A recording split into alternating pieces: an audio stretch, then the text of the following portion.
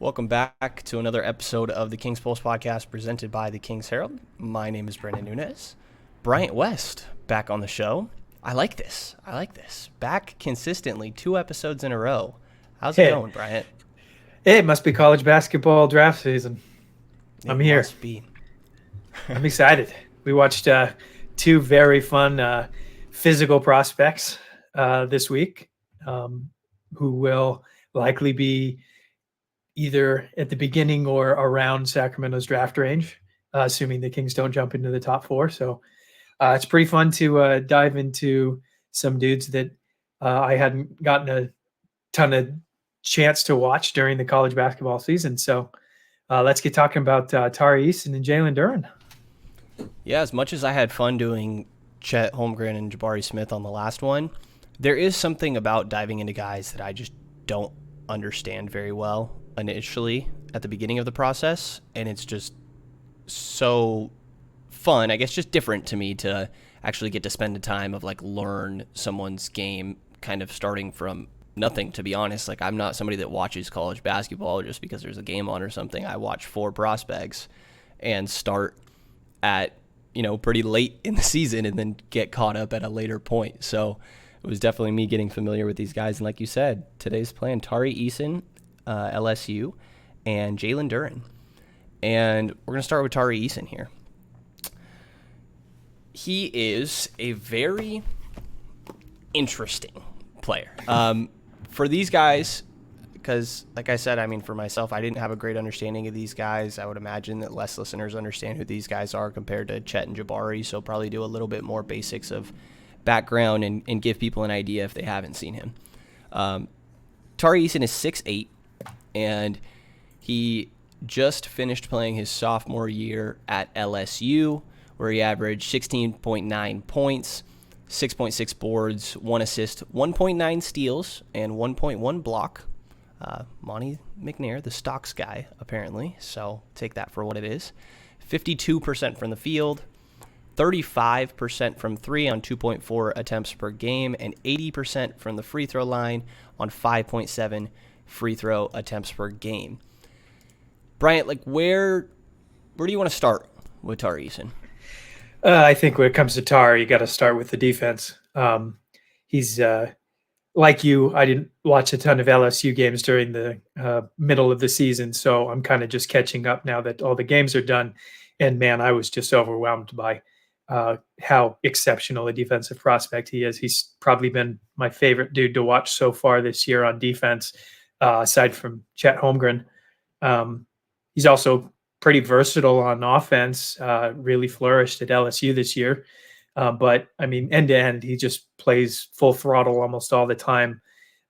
His aggressiveness and confidence just can't get turned off, which is a double-edged sword considering his current skill set. But when you watch a dude play that hard on the defensive end, and you talked about his overall numbers, but when you look at him per 36, 2.9 steals per 36 minutes, 1.6 blocks, an insane 6.2% block rate.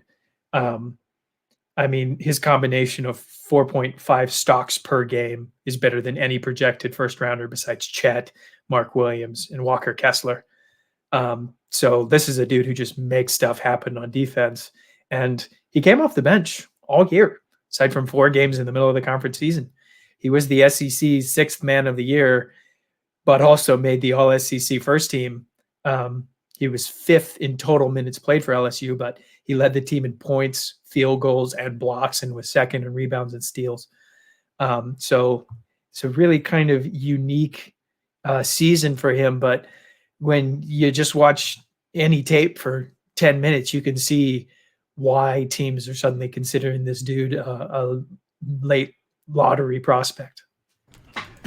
Definitely somebody that's risen from where they were at the beginning of the season, or even a month before his sophomore season concluded when he was at LSU. Just has climbed so much, and like you're saying, a 6'8", 220 guy that has that sort of combination of strength and athleticism and being very fluid and defensively, I think what stood out to me the most is like just switchability, which obviously is going to come with everything that I just laid out there in his athletic build. But also, I mean, so much of defense is effort, and that's never a concern with Eason. If anything, sometimes maybe it's a little too much, like you were kind of hinting at a little bit there that we'll get into. But it's the switchability for me. Like I don't like to go to positions as much as maybe I used to. I'm kind of subscribing a little bit more to this positional basketball terminology, but I think defensively is where, like, big difference between a 4 and a 5, right? Yeah. And to me, I think Eason is a 4. Not that he can't be the 5, but I think his best defensive talent to me is on the perimeter rather than like being asked to be the rim protector of a team. I would agree with that. I don't think that if you ask him to go in there and be the end all of your rim protection, that's a great use of his skill set. But I mean, he's just the complete package. 6'8", like you said, plenty of explosiveness, just an incredible amount of fluidity for his size and strength. Super aggressive. I thought he was a really smart defender, both on and off the ball this year. Really quick to close at passing lanes.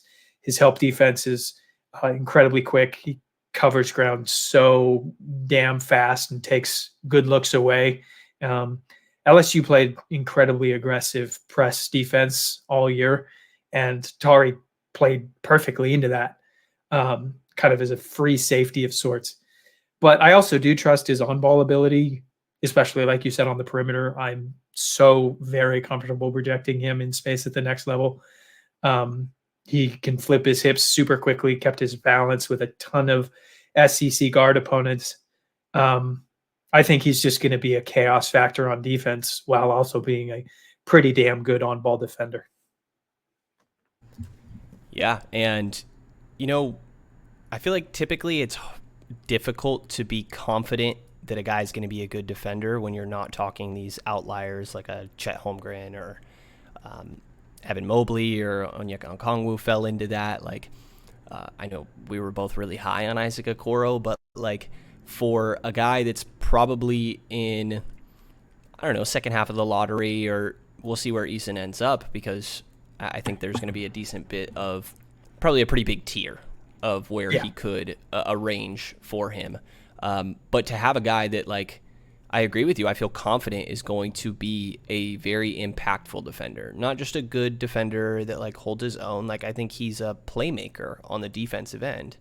And it's extremely valuable in today's NBA, and it's certainly not a nothing on the other end either, although maybe it's where things are a little bit more complicated. Am I overhyping am I believing too much in it translating to the NBA? His defense.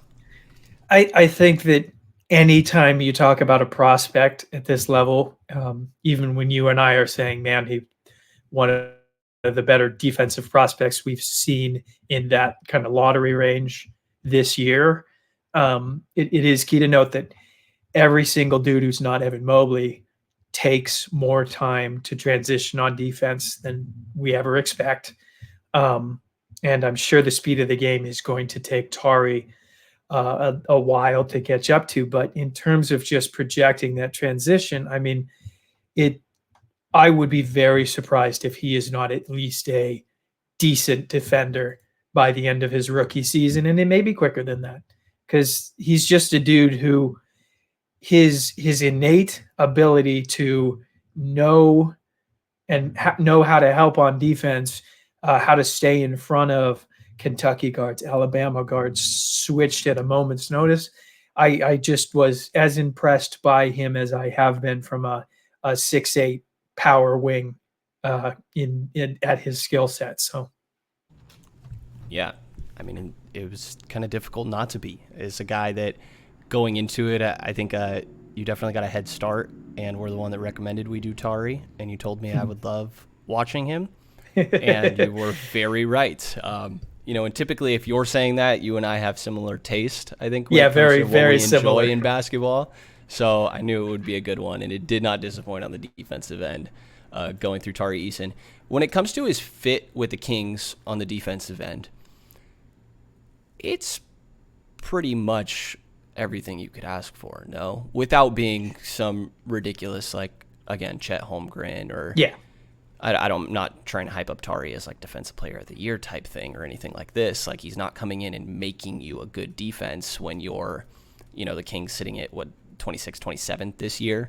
Mm-hmm. And that's a significant improvement from being worst in the league like they were the season before. Like, I don't think Tari comes in and fixes everything, but I think he's a step in the right direction. Like, Harrison Barnes is Harrison Barnes is slowed down, but I think Harrison Barnes was somebody that was viewed as like a plus defender, but I don't think he makes you a better defense.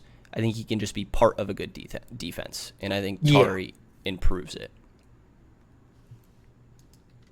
Look at in the Kings range, assuming they don't jump into the Chet Holmgren or Jabari Smith range, I can't honestly say that there's a dude I'd trust more to impact this team's defense more than Tari, aside from maybe the dude we'll talk about in a little bit. I think that's a discussion at least, but like, I trust Tari Eason on the defensive end decently more than I trust Keegan Murray. And that's not to say that Keegan Murray's defensive stats aren't pretty damn good for a dude at his offensive usage rate, but Tari Eason was just a totally different defensive event creator. Like you said, it's not going to change the Kings overnight, but it's a step in the right direction. It's a player at a defensive position that they completely and utterly lacked this year. So if you're looking for defense, I think that he's going to be the most interesting dude in the Kings range. We should talk about the clear and obvious weakness when it comes to his defense is his foul trouble. To a certain extent, after watching a bunch of tape, I don't really care about his foul rate as much. LSU's defense was just so naturally aggressive and relied on Tari being this elite defensive playmaker that he is. So I think they were fine with it for most of the year. Does that mean he needs to learn more defensive discipline at the next level? Absolutely. Does he have a bunch of silly fouls at LSU? Absolutely.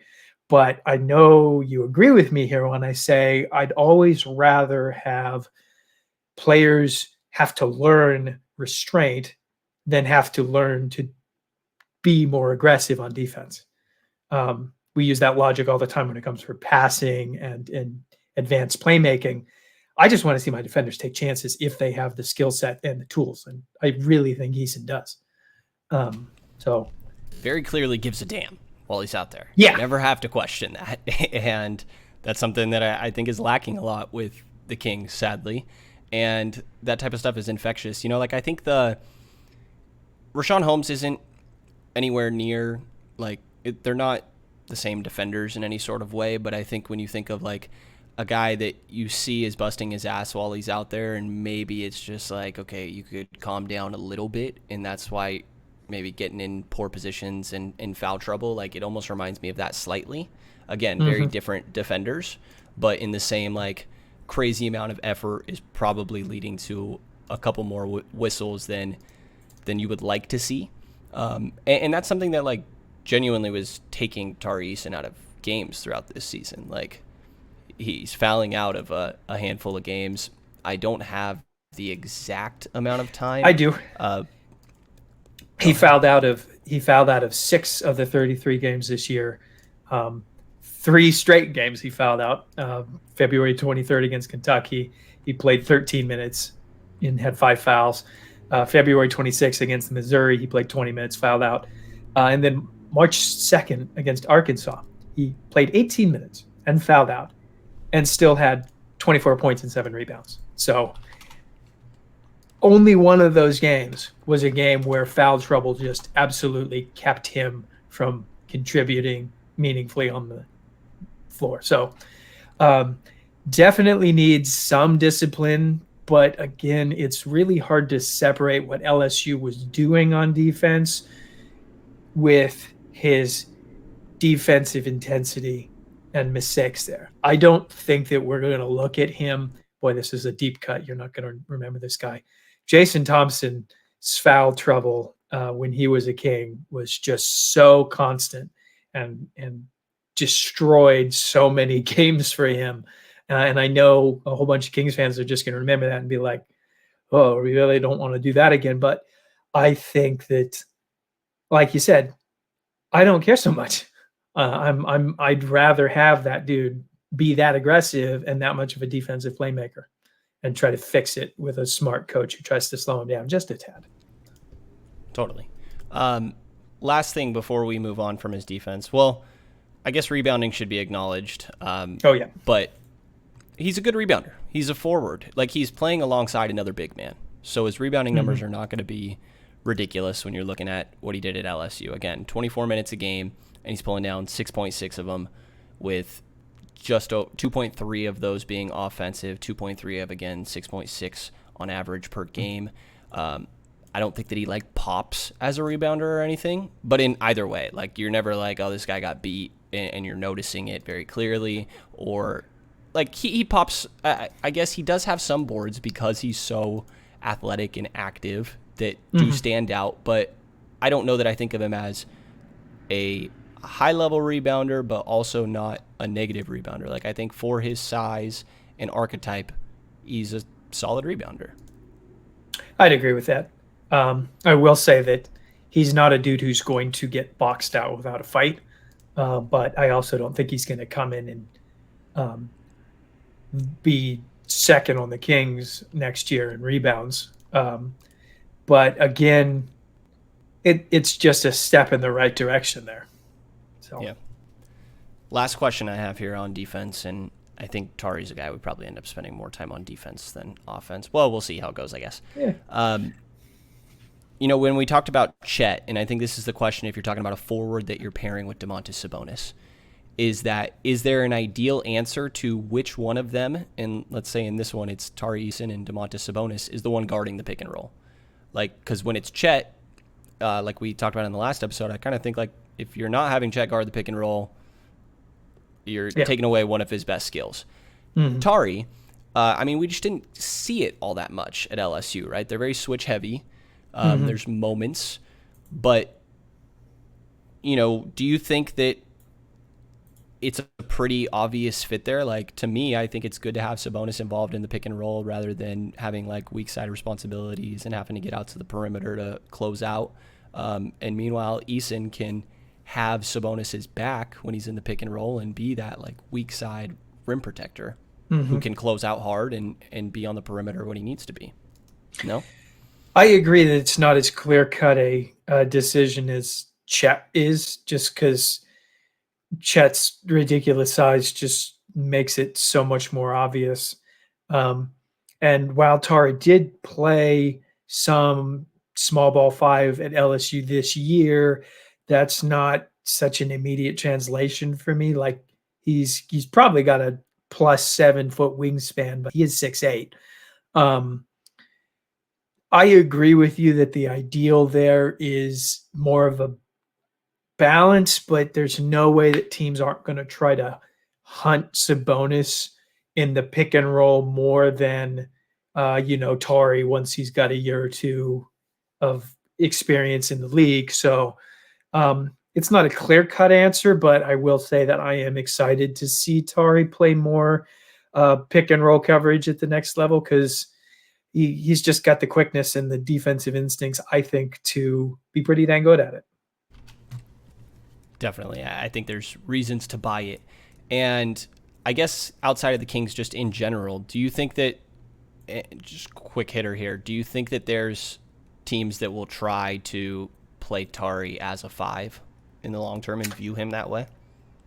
Boy, I would hope his future team doesn't just say, yeah, we're going to box you in as a 5. But could you see it? Could I see it? Yeah. I just wouldn't love it.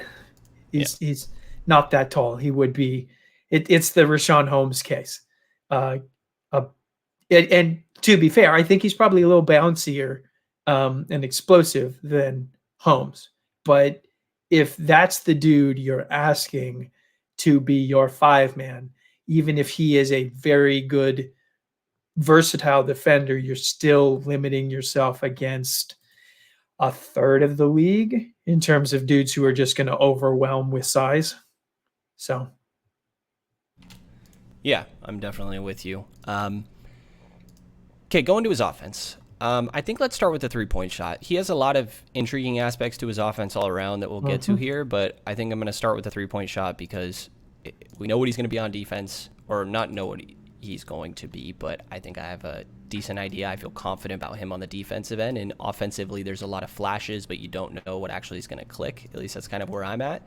But if the three-point shot is working, and he's a plus defender, fits that typical 3-and-D mold that is just instantly very valuable in the NBA, and honestly what the Sacramento Kings need from a 6'8" guy that's a 4 who is a 3-and-D player. And in his final season, sophomore year at LSU, his catch and shoot numbers are pretty solid. It's 35% from deep in the entire season on 2.4 attempts per game, but unguarded catch and shoots, there's not all too many, but he's in the 84th percentile.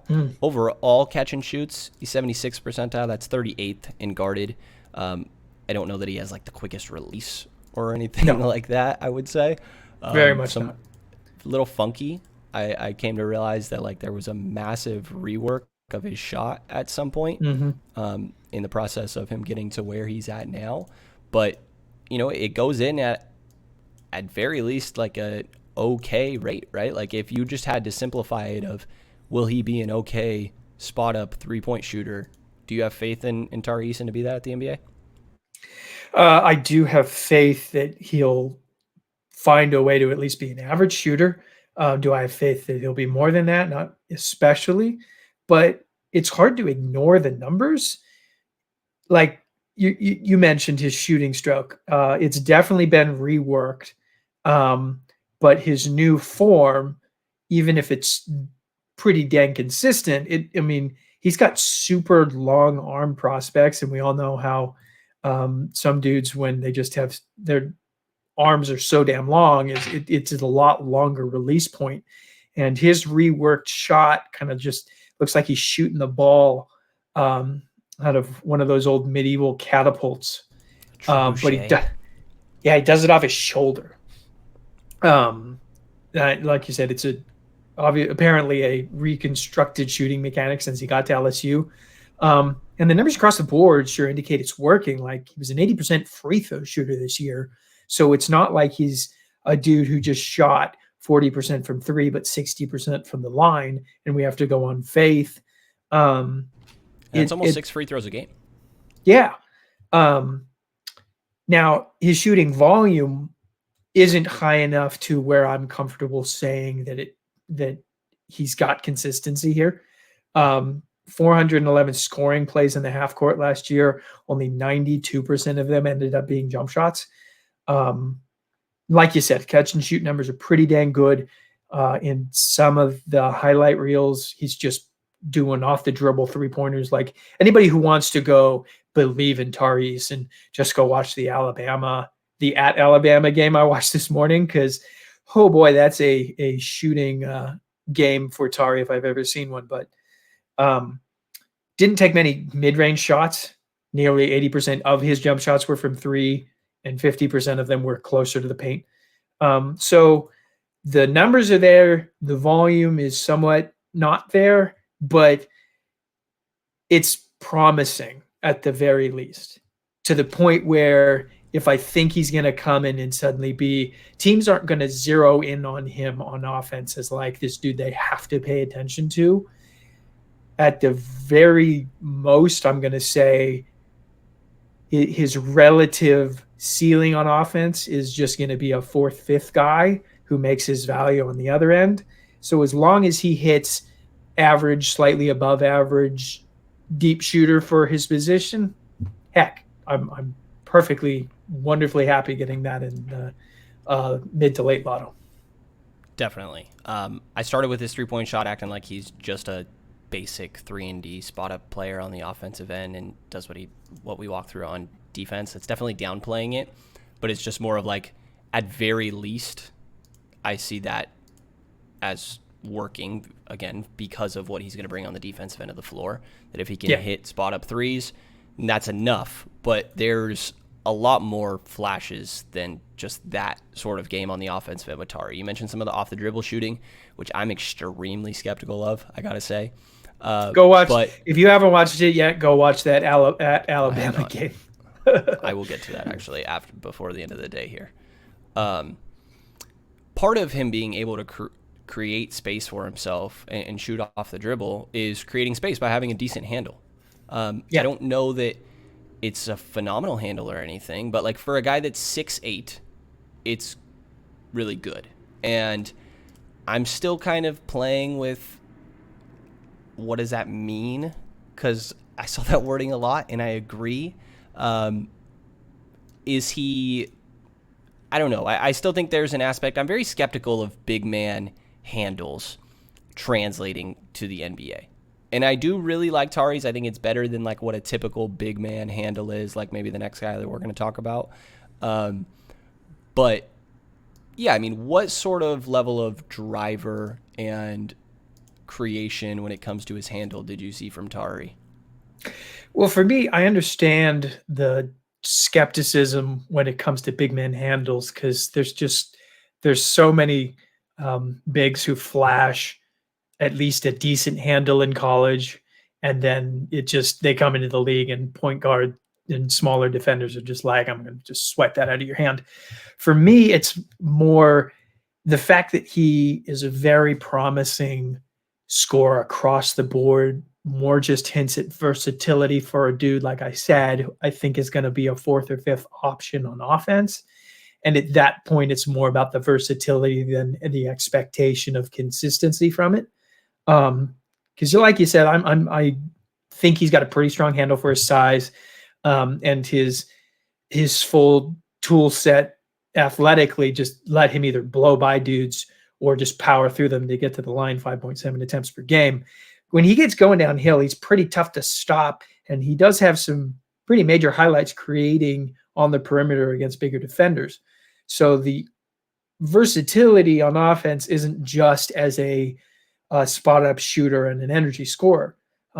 It's clear he's worked on that ball handling ability for a decent amount of time. He could have some real grab-and-go ability at the next level, but, I mean, to me, the concern wasn't so much the dribble. It was when he did get to the rim, because he was pretty middling in the half court.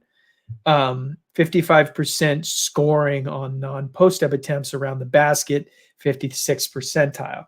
So for all his run and jump athleticism, he's not exceptionally fluid once he gets into the paint. And I think that shows up most on those drive attempts. Definitely. I think that stands out. That's something that we're probably going to end up having the same conversation with, or similar conversation with Jalen Duren. Finishing, like the number sounds fine at 55%, but contextualized with a 6'8" guy that, like you're saying, has his strength and athleticism and build and frame and like an okay handle that he's working with, you would like that to be higher when you're talking at the college level. If you're okay with it, I think we'll do a little all explain to me what Tari busting looks like. And tell me if you have any disagreements with what I say, but if not, then maybe you can present the what his boom looks like, what his ceiling looks like. Okay. So to me, defensively, I don't know if there's much I can take away. Like, I think Tari Eason is going to be an impactful defender in the NBA. If you want to say a downside, it's that he's never able to, like, calm down a little bit and that he is constantly in foul trouble. Like, again, I guess you could say like Damian Jones. Again, very different players. I'm not trying to compare their styles of play, but like, you're a positive but defender, but sometimes you just have to go sit down because you're in foul trouble. And I guess that's the downside on defense. But to me, more so, if Tari Eason is the low end outcome that what him being a bust for his pick looks like to me is just he can't keep up on the offensive end.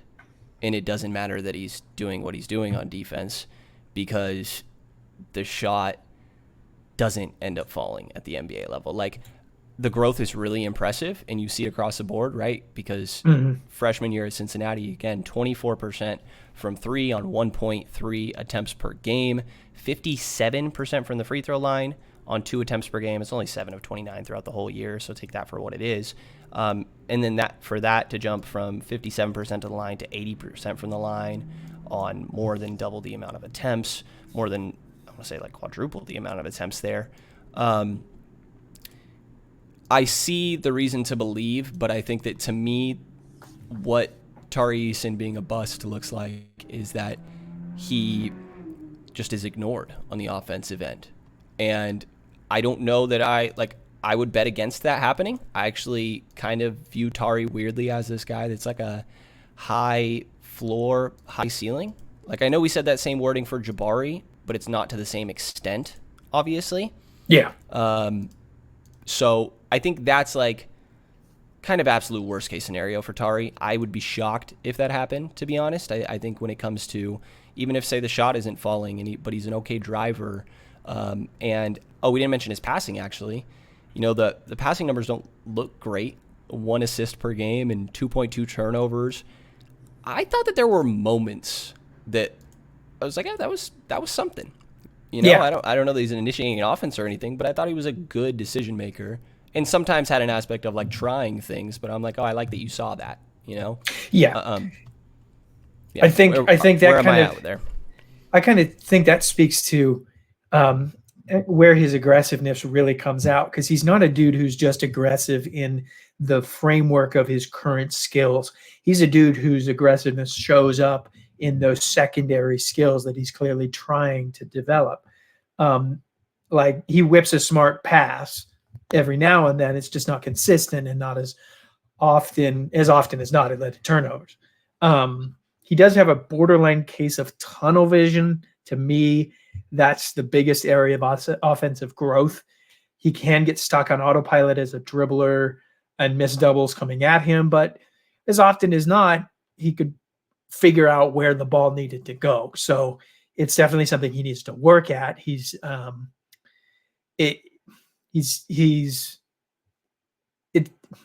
definitely something he's got to get better at. It's not something I'm overly concerned with, because I don't think his role at the next level will be so much that he's getting doubles thrown at him. And I think there's a real chance that suddenly we're looking back at him like, wow, he's making good passes here. But you know, he needs to prove it. Now, in terms of his floor that I presented, I think that floor is realistically a bit scary because, you know, like I said, his volume as a shooter is just not there to prove anything more than his free throw numbers, which in a way has been shown to be one of the most important numbers for a shooting prospect coming into the NBA. 80% is 80%. That all said, this is the first year that scouts have really gotten to see him be a average or better shooter. He wasn't a great shooter in high school who just had one really bad year at Cincinnati. This is clearly a growth for him. So suddenly he comes in and teams are just like, no, you're Mo Harkless. I'm not going to worry about you on offense. And that's the last thing the Kings can have. Yeah, that's the last thing the Kings can have. So I'm not going to sit here and say that he is the highest floor player. His defense sure is. I think he is a better defender than Mo Harkless. Better defensive prospect than Mo Harkless. Mo Harkless is probably a better defender at this moment. But I just see enough on offense where I think, okay, he's going to be versatile enough that teams aren't going to just be able to take away his shot and figure he can't do anything else. I'm with you. I think that in my mind, I was like presenting like what I see as like absolute worst case scenario. I think that if I was giving like my expected, realistic, whatever wording of low-end outcome of Tari Eason, it is a player that's like fine on offense. He's maybe slightly below average, but he's not just nothing out there. Like I think that he's a fine 3-point shooter. Like, worst case, are you talking like Chimezie Metu on offense? Like, no, I don't know. I think his floor on offense is higher than Chimezie's. But yeah, I get it if people disagree on that. So what does the ceiling of Tari Eason look like? The ceiling is the off the dribble stuff is real. He figures out how to drive with more success at the next level. His playmaking gets unlocked. His aggression leads to him just figuring out so much more on offense. And suddenly he's the third best scorer on a really good team and the best defensive event creator a really good team could ask for. Is he ever sniffing all-star conversations? And again, we're talking like absolute ceiling. Absolute ceiling. Same way I presented, like, to me, what the floor is. Not that I would necessarily bet on. I don't know. All right. I'm going to hate making this comparison because this is the number one comparison you don't ever freaking make for a guy, because this is the most insane growth we've ever seen from a college player. I watched a decent bit of Kawhi Leonard at San Diego State, and every once in a while I just was like, wow, that looked like Kawhi Leonard to me at San Diego State. So, yeah, it's funny. You sent me a clip. And you put it in all the Kings Herald Slack, actually. It's so Kawhi Leonard. Like, I think you even, I don't know if you titled it or if it was already that way. Yeah, claw, right? I'll explain this clip just so that people can understand what we're talking about. He's coming over he's coming over on help defense behind a dude, and he gets his hand on the ball around a guy and just holds onto the ball, so much so that this dude who has a straight line to the basket, the ball just gets ripped out of his hands. And immediately saw that. I was like, that's what Kawhi Leonard did to Ben McLemore many years ago. So, yeah. Yes, definitely. And I'm with you. Like Jalen Brown is a guy that comes to my mind a lot when I'm doing comps, not Tari Eason, but like in general, or you hear like people say Jimmy Butler for, again, not Eason, or just players in general of, I've heard that like AJ Griffin, for example, or Kawhi Leonard. I get lost with comparing people to guys that were, even if they didn't win the award, right there in that conversation for winning a most improved player at some point in their career, because they had some outlier growth that you can't just bet on in a prospect. But it's one of those like, okay, everything else is there and there's flashes. So like, what if it does work? Tari Eason, good fit for the Kings? Are you like a little questionable, or I'm with you? If the number one concern is the shooting, because if that shooting doesn't hit, the Sacramento Kings just used their number one off-season trading chip on a non-shooter, and this team can't afford that. So they literally can't. As much as you and I want them to be a not shit defense, they have to. I think it's more important that you don't like get lost where you don't have any strengths anymore on your team because you're trying to cover your weaknesses. Like, they have to be a really good offense. Yeah. So I'm going to understand if Monty McNair passes on Tari Eason. But the flashes are there where I really, really hope his scouting team makes seriously considers, because even Tari Eason's realistic outcome is pretty damn good for what this team needs. I am with you. I ended up liking him a lot more than I think I liked the idea of who I understood him as beforehand. A lot more. Like, I told you he's Robert Woodard. He's what you wanted Robert Woodard to be. What Robert Woodard will be. This isn't over, Bryant. Any final thoughts on Tari Eason before we move on to Jalen Duren here? Go watch him. He's a lot of fun. A lot of fun. And he played some good teams where you can maybe watch a couple prospects at once. Okay. Jalen Duren's going to be a more complicated fit. He's a big. Like I said, I thought Eason was a big going into it. To me, I'm like, okay, no, he has big skills, but he has wing and forward skills a lot as well. Jalen Duren, I don't think there's really two ways about it. Like, to me, he's a center. Right, is there any, maybe he's a 4? No? No. Okay, just making sure. Yeah. Making sure. I thought so, just making sure. I mean, he's not necessarily a center who can't play with another center, but that center that he's playing with has to be very specifically constructed, and it has to be the guy that we all say, like, Sabonis needs. They both need the same big next to them. Like, being blunt, they're a shit fit. Jalen Duren is a bad fit with the Kings, and the only way I see it becoming a thing is if the Kings just absolutely believe in his upside, which I do think exists. So I do think that upside absolutely exists, and after they picked Davion Mitchell last year, I'm genuinely not going to just discredit anything. I will never again just not put a bunch of research into a guy because I'm like, why the hell would they ever do this? It doesn't make any sense. At this point, I put nothing past the Kings.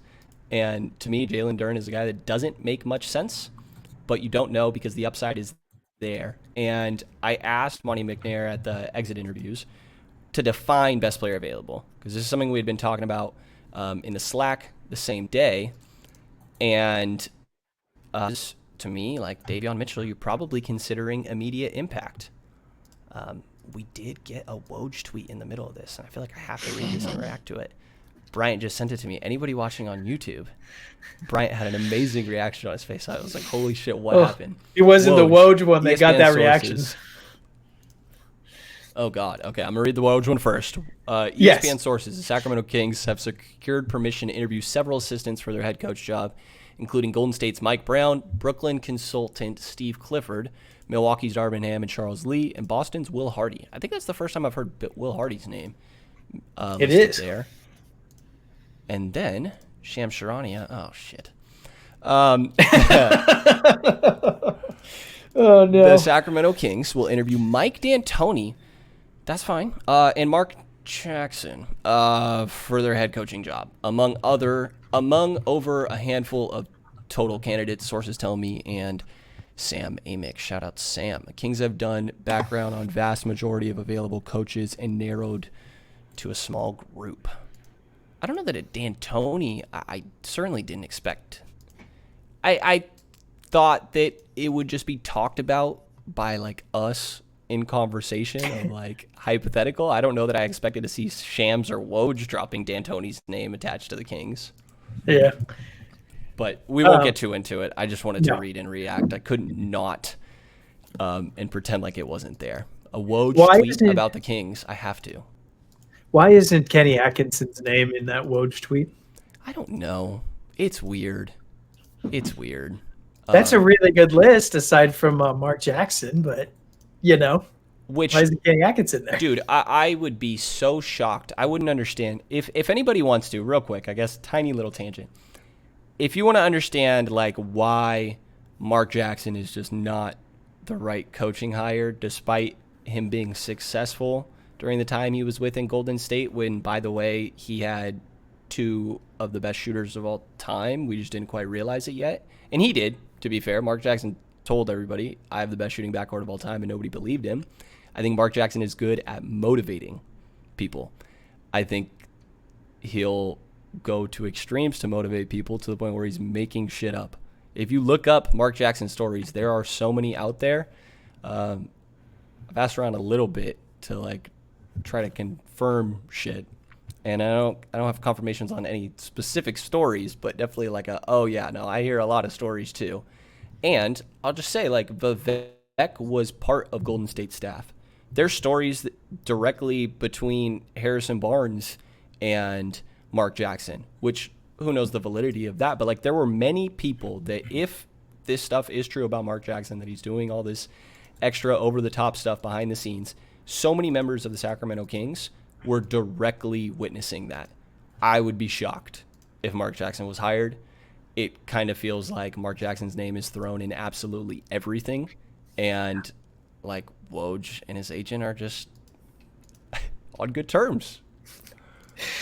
The fact that it says will interview Mark Jackson makes me I was really enjoying that list until we got to that. Ugh, tough one. Tough one. Ruined All my right. day. Well, All right. I know we Sorry, have. back to- Yeah. No, you're good. I want to dive more into that, but we do have Jalen Duren. Yeah. Oh, I was gonna play this Monty clip. Let's do this first. I was segueing into this. I asked McNair what best player available means to him, which I saw some people saying they think it's a stupid question. It's not, he's like, obviously just the best player. Like, it's how much is a factor of immediate contributions compared to what is going to be their absolute best long-term potential ceiling outcome. So here's McNair, and he references Davion Mitchell in it because part of my question was you mentioned that you thought Davion was the best player available last year, and what does that mean? So here's Monty McNair.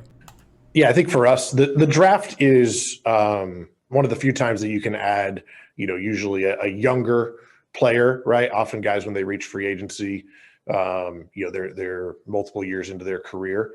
And so, somebody like Davion, already an impactful winning player, and then the work ethic, the character, all that to continue to grow. So, I don't know if it's, we want a guy who's going to impact from day one and hopefully for years and years to come.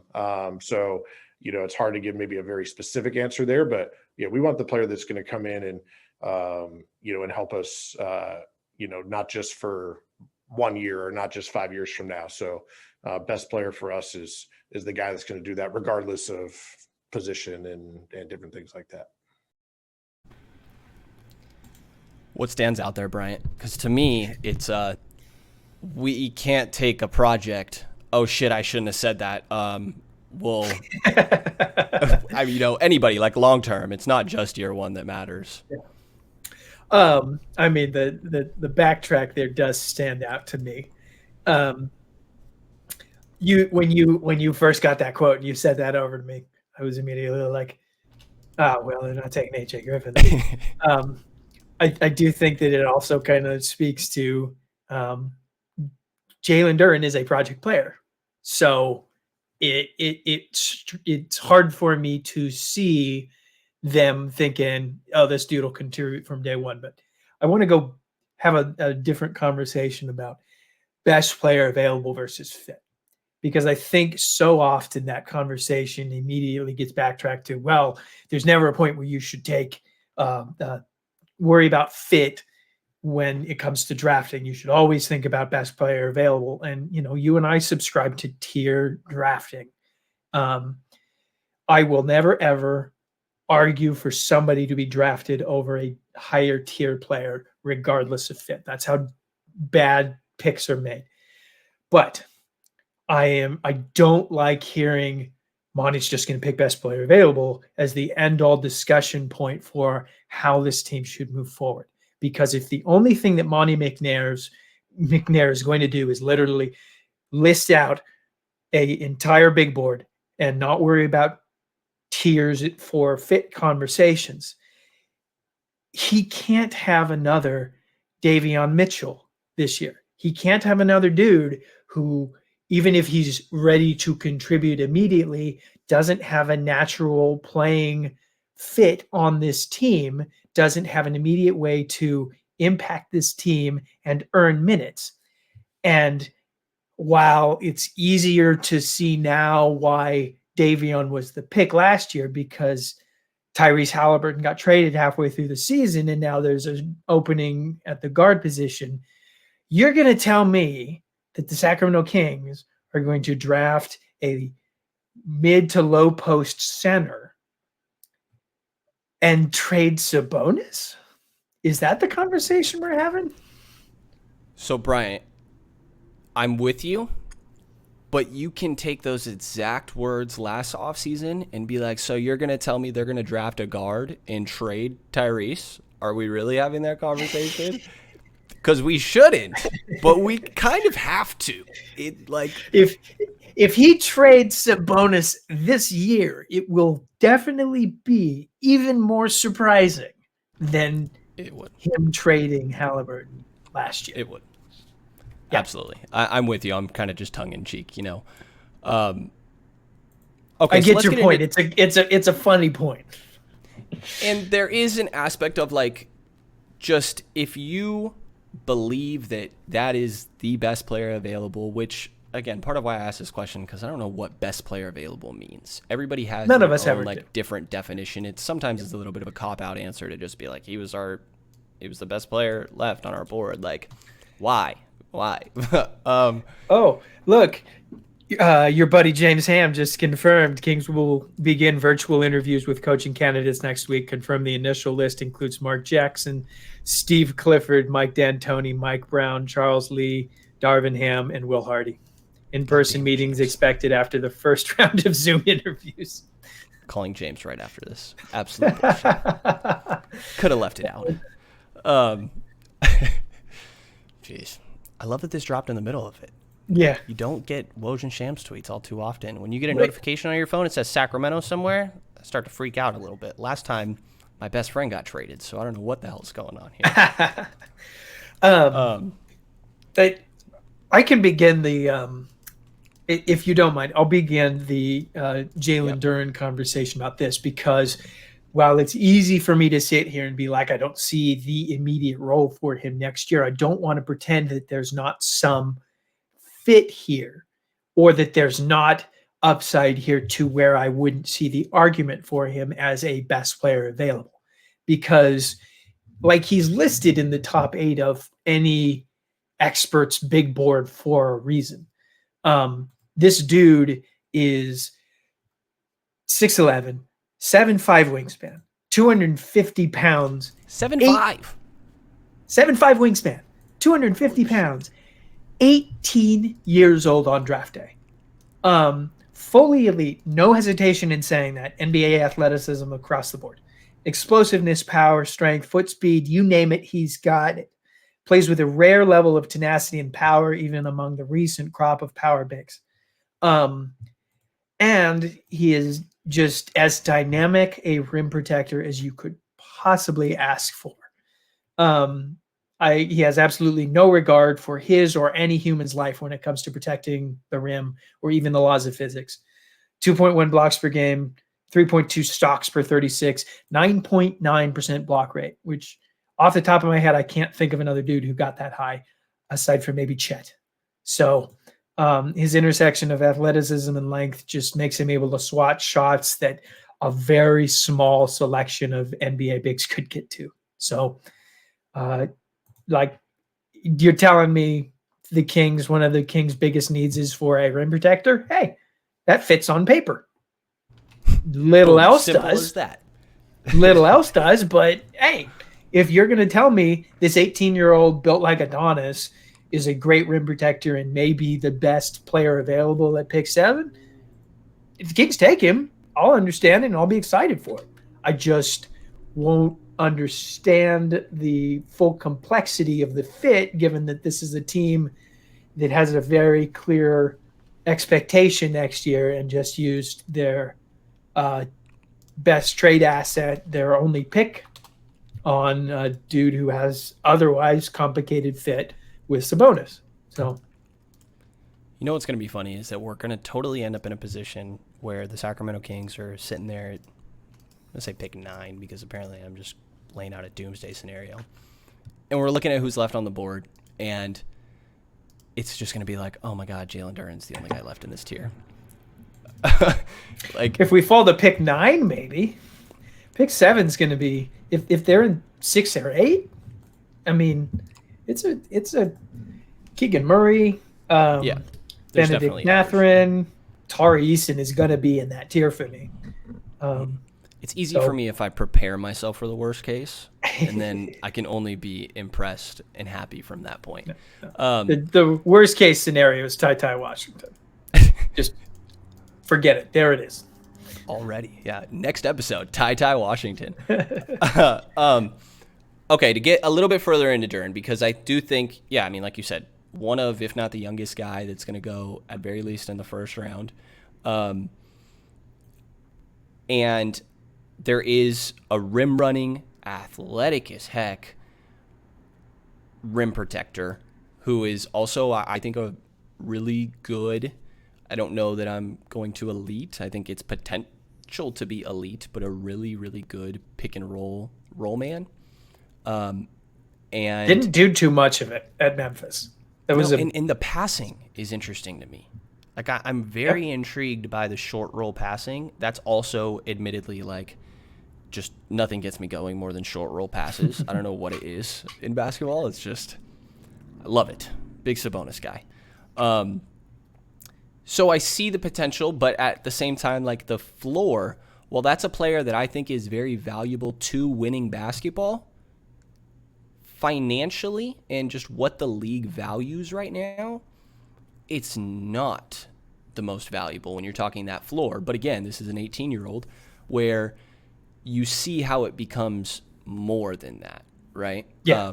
What are the skills that stand out to you of, okay, if this works, then this is how he's a different tier of a player? There is a chance that he becomes one of the most dangerous vertical spacers, pick and roll spacers in the league. If his shot comes around at all, where that pick and roll becomes pick and pop, that's just more versatility. Do you believe in a pick and pop at all? He shot 1-3 all year. He had such a let me get to those numbers. He is a non-shooter right now, outside of 62.5% from the free throw line. He had a couple solid touch on jumpers in and just outside of the paint, but there is no volume to speak of. He went 8 of 22 on half-court jumpers. None of them were threes. I could hear the argument that his mechanics on those rare jumpers, like especially later in the year, his conference tournament games were more showcases of this. His mechanics don't look bad. I just wouldn't expect much until his team makes it a developmental priority. That said, he's just 18. So it's not a terrible spot to start at. It's certainly not, and that's a big aspect of Duren and talking yourself into his upside and being a top 10 guy. Like Vicini has him in his top 10 on the latest big board that he did. By the way, this is Will Griffith's draft crush. Shout out to Will, my barber, by the way. Anybody needs a haircut, hit up Will. Will has been rolling his eyes the last 10 minutes of this conversation. Because his point about Duren is, who the heck are we to pretend we have any understanding of what Monty McNair values in a player? Yeah, Will kind of. I talked to him about it the other day, and it was very much like from my understanding, I started saying it as a joke because what the hell, they picked Davion. Like, who am I to say they're not going to pick Jalen Duren? Monty continues to do the shit that we expect him not to do. And I think some of the Kings Herald guys fighting back on that take just made him double, triple down, which I absolutely understand that mindset. I think I've done the exact same thing. I think I've hung on to Robert Woodard a lot longer than I would have if you guys weren't attacking me about it all the time. But I have to defend my pride, you know? So I don't know that I can talk myself like into the shooting for Duren, right? It's one of those difficult things for me. The passing, you see flashes. Like, I don't see the handle didn't stand out. There's no handle. Like, yeah, his passing is a lot better than his handle. Yes, like for Tari Eason, and again, there's a 2-year difference between them, at least. Yes. Again, Duren, one of the youngest guy in the draft class. I think it's 2.5, because Duren's still going to be 18 by the draft. Tari's going to turn 21 right before the draft. Yeah. But to me, like when we're talking Duren upside, I get the hypothetical because he's this very young player who is extremely athletic. And just like that molding block of clay, getting the chance to work with that and make it into whatever a team views to be the best possible outcome. Like, I get why that's intriguing, but to me, there's not enough flashes of other skills to where I'm like, okay, no, if that just clicks and happens more often, like the shooting, for example, he does this like, yeah, little fadeaway, I guess, but it doesn't, I don't know what it is, mid-range fadeaways. Maybe I'm showing my youth here. Those don't do anything for me anymore, to be honest. Yeah, I just, do you get what I'm saying there? And did you feel the same way? Like, I just don't know that I see very many flashes of Duren where I'm like, okay, where is the star upside? It doesn't have to be there, but I feel like sometimes he's talked about that way. I don't see the star upside in him, but I do want to emphasize that it's hard for me to ding him too much because Memphis was just such a messy team this year. Like, I don't want to trash the Tigers because they were a young team. They really started to get it together later in the year. And they did go like 22-11, which was third in their conference. Had 2 good wins against Houston, won an NCAA tournament game, kept it pretty dang close with Gonzaga. But like, this team just wasn't the best situation for evaluating talent. Penny Hardaway didn't have a true playmaker this year, and it really showed. They ended up like 26th in the nation for assists, and they were top 3rd in the country for pace, top 3rd of all teams. But they were also 8th in the nation for turnovers per game, and a lack of a true floor general really did kind of limit what they were doing with Duren outside of transition and ball screens. And considering that literally a fourth of all of his offense was post-ups, you know that NBA teams are going to be drafting him based on everything else that he shows in his game, rather than what he was utilized at Memphis. So he's a more complicated evaluation to me than Tari Eason, because a lot of what Tari did at LSU is stuff that teams want to see: shooting off the dribble, drive to the basket, flashing handles. Meanwhile, literally 25% of Jalen Duren's offense was post-up plays. So I don't know. I think there's just so much low-hanging fruit, none of which leads me to think he's going to be a star on offense. The one that I did hear was, or an example of a player being asked to play a certain role at college that is just not the best scenario that's going to display what they're capable of at the NBA level, because it's just different, was Isaiah Stewart of Washington. They just posted him one up nonstop. And I was like, I guess like the touch is interesting. If big men having a good touch, I think, is very important. That's one of the things that maybe a little skeptical of Tari Eason, but again, more like wing forward type. When Jalen Duren, absolute big man, 70.9% around the rim on non-post ups, which is 93rd percentile. Like, his prototype has to be good at that, and he is. But there are examples, right, of guys. And I was initially going to ask you if you can think of examples, but for some reason it popped into my head at the same time. Can. Is there others outside of Isaiah Stewart? I think the NBA as a whole has gotten pretty good with being patient on project bigs. If you look back at the last couple of years, sometimes like good teams won't be patient. They were patient with Willie Cauley-Stein. Jalen Duren's going to come and seize the throne that Willie Cauley-Stein scoffed at. Like, he's the dude that we thought we were getting when they drafted Willie Cauley-Stein. But like the 2 first names that come to mind are James Wiseman and Jalen Smith. And those are 2 instances of good teams overvaluing project bigs and not being patient enough for them. But otherwise, like, the list when it comes to later lottery or all the way down to the 20s is pretty good. Isaiah Stewart's a really good one. Pokashevsky's another one. Precious Achiuwa's doing good things in Toronto. It doesn't mean they got immediate playing time. Like, Stewart's the only dude on that list who got serious minutes his rookie year. Isaiah Jackson didn't get that much playing time even for Indiana this year. Kai Jones. Well, no, Indiana is like a bottom 4 team, and yet I mean Isaiah Stewart. He's allowed to play through his mistakes on that team. Indiana didn't want to do that. Charlotte sure didn't do that with Kai Jones. I think Kai Jones got like 26 minutes this year. But this is what teams do with project bigs now. Hey, come in, just know that you're going to sit there for a year or two of practice, and then we'll see what you can be. And that staple of how teams have handled these kind of energy project bigs in the last couple of years makes me think that's what is going to happen with Jalen Duren. And just, can you see Monty McNair doing that?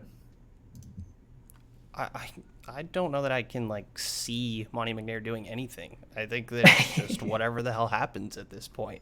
He shocked me every turn. There's no fucking way it's Jalen Duren that the Kings take, right? I said the same thing about Davion Mitchell. I can't tell you how, I don't know that the last time I was so genuinely shocked by something than when that tweet popped up. And it's just no, they're trading it. What is this? And you weren't live on the radio. I forgot about that. Yes. Shout out to our buddies D'Lo and KC. Yes, there's a slight delay when I'm watching, obviously, compared to when I see the tweet, and when I get to watch you react to it. That was phenomenal. I forgot that happened. Shout out ESPN 1320 D'Lo and KC. Obviously, great guys. I tried to think of we didn't do this for Tari Eason, a comp, and again, I feel like I have to say this every time because people will take it too literally. There's issues with comps in every which way, but I do think there's value in trying to explain what sort of just contextualizing a player. And I'm going to say Clint Capella is a guy that stood out to me. That's a good one. For Jalen Duren, when you're talking about, okay, who is a guy that really is just a rim runner, but very valuable by just being elite at those skills of protecting the rim, being a really good roll man in the pick and roll, and great in transition running the floor. And Clint Capella is the one that stands out to me, their different athleticism and fluidity. But when I'm trying to think of, okay, what is a low end, what's an outcome where he doesn't have some outlier growth in a skill that maybe I didn't see flashes for that I believe in, but instead he just becomes borderline elite at what we already view him as. And to me, it's a Clint Capella caliber player, which the Kings very much, it doesn't make sense with Sabonis anymore, but yeah, unless he suddenly comes around and is a really good floor spacer, the fit's just really weird. I like the Capella comparison. That's a really good one. I think you just have to look back a couple years to what the Kings were trying to do with Willie Cauley-Stein on both ends of the court. That's what Jalen Duren's going to be. I'm not going to sit here and pretend that he's an Evan Mobley type perimeter defender. I think he had really good games. That Gonzaga game kind of sticks out when he got swapped onto Andrew Nembhard and handled him really well. But, that kind of super versatile defender who's also a really good rim protector, and then a pick and roll big man who can really space the floor on lob passes. I think that's both his floor and being a capable starter with that skill set is his realistic outcome to me.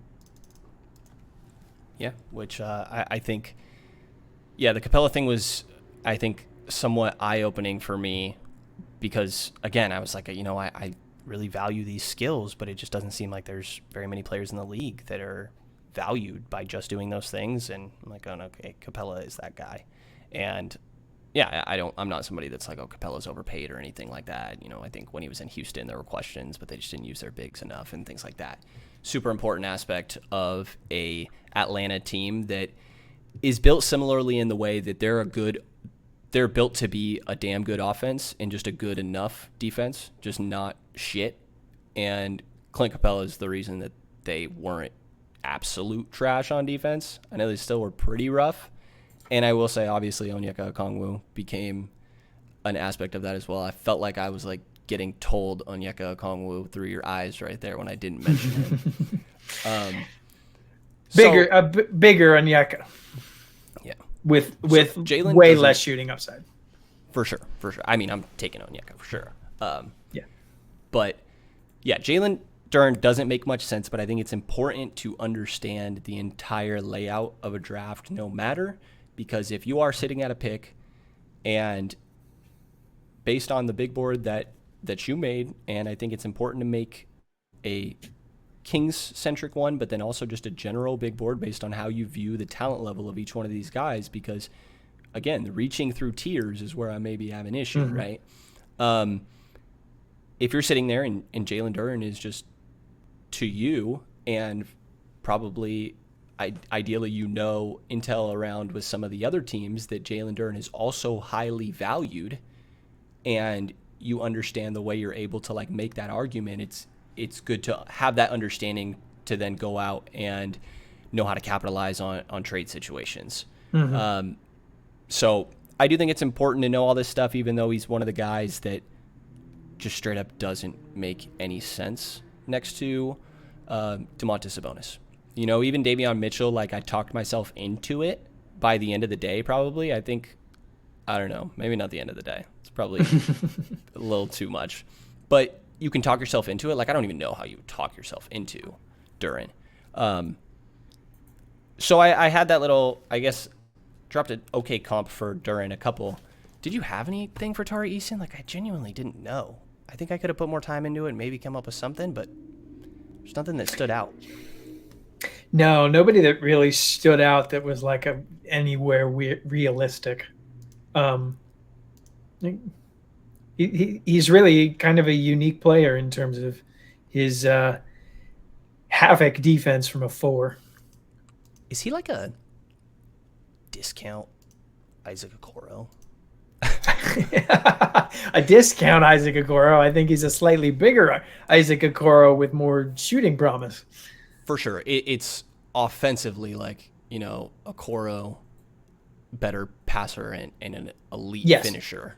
Yeah. To where it's like, okay, the handle is intriguing because when you are driving in, if you get to the rim, you're probably going to finish it and you're going to make a really good decision with the ball. Eason has promising passing, but I don't know. I'm reaching here, Brian. I can't think of something for Tari Eason. No, me neither. I'm trying to look at his list. Does that like scare you away at all? Like, no. If you're ever like, I can't think of a prototype.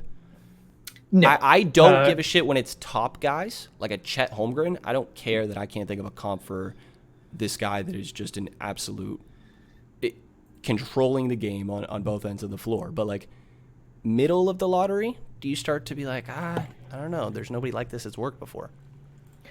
Not really, because my love of comparisons ended when I realized that NBA Draft.net was skewing my vision of how to compare players. It's more just skill set. Like Tari Eason clearly does something on the defensive end that the Kings really need and has enough offensive versatility to where I'm concerned but not overly worried about the floor versus ceiling outcome. So yeah, we're gonna dive more into guys, so I'm at a point where I'm not locking in any takes, so I won't force you to do that either. Hey. But do you think, it sounds like this is a yes, but just to get a hard answer from you, do you think Tari Eason's going to be somebody that to you is like seriously in the conversation if the Kings say stick at 7 or fall to 8? I think both of these guys will be in the tier that overlaps where the Kings will end up drafting if it's 7 to 9.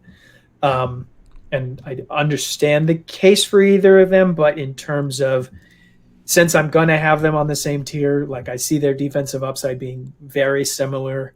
Duren's is probably higher because he's bigger and more explosive, but also the offensive upside is in my mind more limited for Duren. So I think I'll have them both in the same tier. And Tari Eason's going to be a likely favorite for me in 2 months, but hey, check back with me in 2 months. Maybe we'll have watched so many guys that will be like, oh, I can't even think about Tari Eason anymore. I'm suddenly in love with Jeremy Sochan. Right. Yeah. Which, yeah, another guy where I have to admit, like, I'm probably a little late to get a really good understanding of these guys. Like, there's a handful of, I mean, prior to a week and a half, 2 weeks ago, like, I thought I had an, like, very basic idea of who Tari Eason was. And I knew right when I started, I'm like, oh, I had no clue what this guy was. Not a big. He's like a forward wing type skill set. Yeah, I think this is going to be, I don't know, it's always fun. I love doing draft stuff. I'm glad that we're here. I am, going to tentatively say, like, I think Tari Eason's probably going to be in that conversation for me too, but I'm very much being a baby and not wanting to, avoiding every way possible to lock in any takes at this point. And I think that I'm noticing that, like, at some point, like, I have to lock in takes about guys that we're talking about when we're going into full profiles, but I'm avoiding it as long as I can until I have like 15 guys, because it's all contextualized. Do you have, I have two in mind that I'd like to do next. I want to run by you, see what you think. You go. I picked these two. I picked the two. I think it works that we did like Chet Jabari, we do very top prospects, and then we do Tari Eason, Jalen Duren, two guys that are still lottery prospects, but not at the very top, and then kind of we alternate back and forth, if that makes sense. I really am interested in getting to know Johnny Davis better. Okay. Somebody that I know that, like, I think it's outlier people, but like Matt Penny, for example, who does the Game Theory pod with Sam Vecini, which Vecini's freaking phenomenal work, of course. Anybody not reading Vecini, I don't know what you're doing. If I don't know a prospect, the very first thing I'm doing is diving into what has Vecini said about him to give me a basic idea. But I know Matt Penny is like a Johnny Davis, like, borderline. True. I don't know exactly where it was. Yeah, like 5, 6. Like, I see Devin Booker, like, and don't take that as a direct quote from him or nothing. I've just heard a combination of both those things. But I know there's people that's really high on Johnny Davis. I don't have a great understanding of him, and I think that we can pair him in with Jaden Ivey. That sounds good. Is that all right? Yeah, that's a good pairing. All right. And Mark Jackson, obviously, will be a part of the conversation, of course. We're having such a good day. And then Shams just had to ruin it. And then James Tari just had to Eason. drive the stake into my heart. Yeah. How dare he? How dare he? We have to go from Tari Eason to Mark Jackson. What are they doing to us? It's like the opposite of our brand. Mark Jackson would come in and have Tari Eason glued to the bench until the right coach came in and was like, hey, he's a defensive player of the year candidate. Where have we heard that happen is that Tom Thibodeau's somehow going to become a thing. And then next thing we know, like, Taj Gibson is starting next to Domantas Sabonis. Just fully preparing myself for I will unexpected. say, if Tari Eason lasts to New York, he's the most Tibbs prospect I can think of. Oh my God, he is. He kind of is like a new age Taj Gibson. He is. He is. Yeah, there we go. We'll figure it out. Like, I don't know how to take that. Taj Gibson was really a compliment. Taj Gibson was one of the best defenders on those Chicago tapes. It was. You're very right. He's just a very outdated skill set, to be honest. Like, Tari Eason is I can't think of a good one. I'll say it anyways. Total joke. Like a modern Greg Monroe. Like, oh God, it's not right at all. I just try to think of some other outdated play style. Yeah, a Marvin Bagley. All right. That's closer. Yeah. Bryant West, any final thoughts from the draft expert? Armchair scout. Yeah, go watch these dudes. They're fun. Tari Eason is a absolute insane man on the basketball court, and Jalen Duren was very aware that he was the biggest, strongest dude that he'd ever match up with in college. I mean, if you want to see insanity, go watch Gonzaga Memphis, because Jalen Duren was just absolutely determined to posterize Chet Holmgren, and it didn't work. It worked one time, and Twitter decided that was the end of Chet Holmgren as an elite prospect, but nobody else highlighted the other like 5 times when Chet Holmgren just stymied like the him. play before, like literally like within the minute beforehand when Chet blocked him. That's one thing, I guess, like real quick on Duren. Like, he has great athleticism. I think he still has to get better at using that strength and athleticism.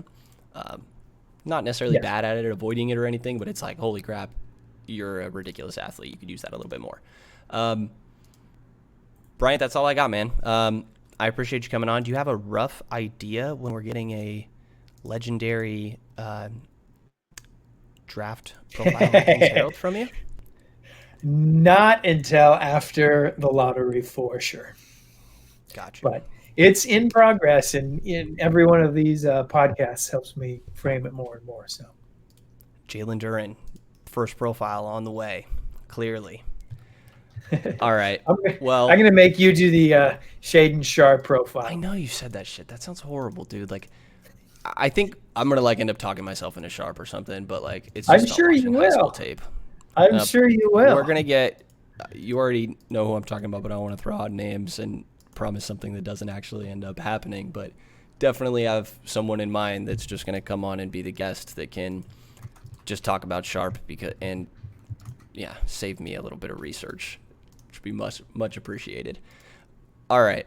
Well, eventually there will be a profile from Bryant and eventually from myself at some point here. I'm probably on the same timeline as you, if not later.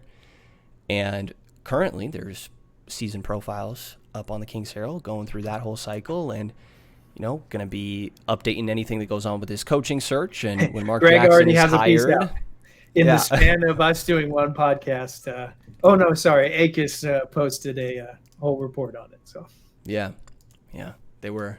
Yes, we're definitely getting messages in the middle of this, and it was kind of a funny process, not gonna lie. But great work, as usual, year-round going on at the Kings Herald from all the great guys and gals there, myself and Bryant included. So definitely take a look at the site and the Patreon to support local independent Kings coverage. And if you enjoyed this episode of the Kings Pulse podcast, please subscribe, rate, and review. And you'll hear from us again in the next couple of days.